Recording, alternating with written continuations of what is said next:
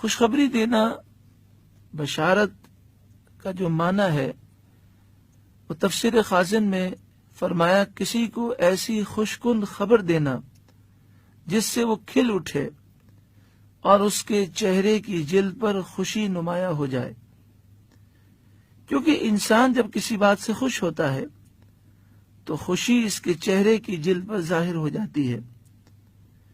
اس لیے بشارت کا معنی ہے کسی کو خوشکن خبر دینا۔ پھر اس لفظ کا استعمال اس قدر زیادہ ہو گیا کہ اس کے معنی ہو گئے خبر دینا۔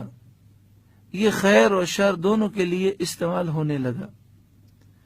اسی سے اللہ تعالیٰ کا یہ فرمان ہے سورہ آل عمران آیت نمبر 21، فَبَشِّرْهُمْ بِعَذَابٍ أَلِيمٍ، تو آپ انہیں دردناک عذاب کی خوشخبری دے دیجئے۔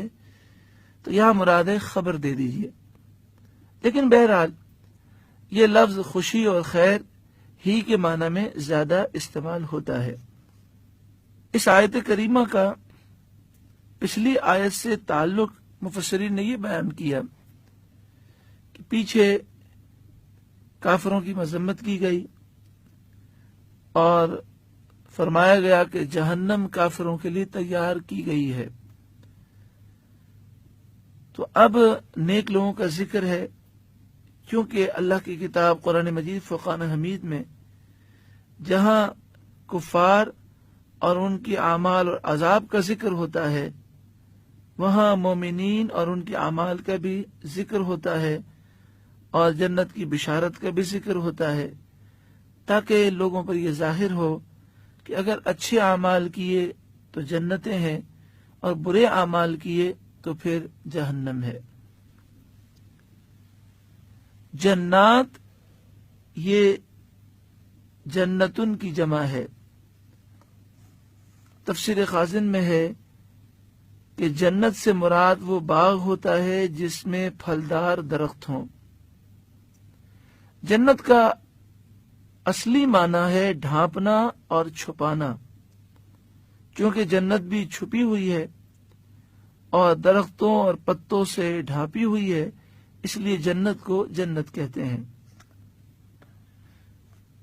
بعض علماء نے جنت اور فردوس میں فرق اس طرح کیا کہ انہوں نے کہا جنت عربی میں اس باغ کو کہتے ہیں جس میں کھجور کے درخت ہوں، اور فردوس اس باغ کو کہتے ہیں جس میں انگور کے پودے ہوں۔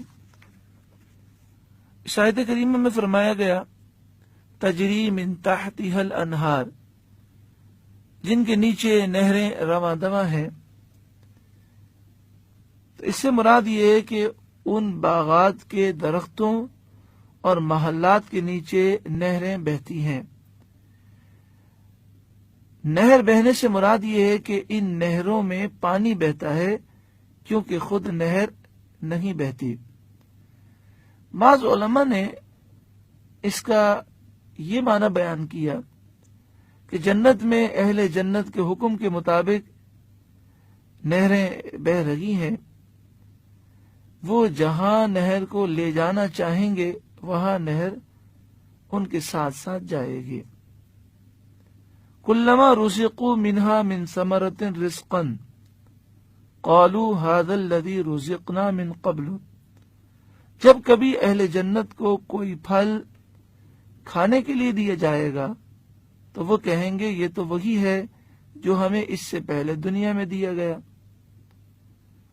جنت کے پھل رنگ میں ایک جیسے ہوں گے اور ذائقے میں مختلف ہوں گے، لہذا جب اہل جنت کو ایک کے بعد دوسرا پھل پیش کیا جائے گا تو ظاہری صورت دیکھ کر اسے پہلے والا سمجھیں گے۔ بعض علماء نے یہ بھی بیان کیا کہ یہاں مراد یہ ہے کہ جنتی کہیں گے یہ تو وہی پھل ہیں جو ہمیں دنیا میں دیے گئے، اور بعض نے کہا کہ اس سے مراد یہ ہے کہ جنت کے جو پھل ہیں وہ ایک پھل کھانے کے بعد جب وہ دوسرا پھل کھائیں گے تو دونوں دیکھنے میں یکساں لگیں گے، لیکن حقیقت میں دوسرا پھل پہلے سے بھی زیادہ لذیذ اور مزیدار ہوگا۔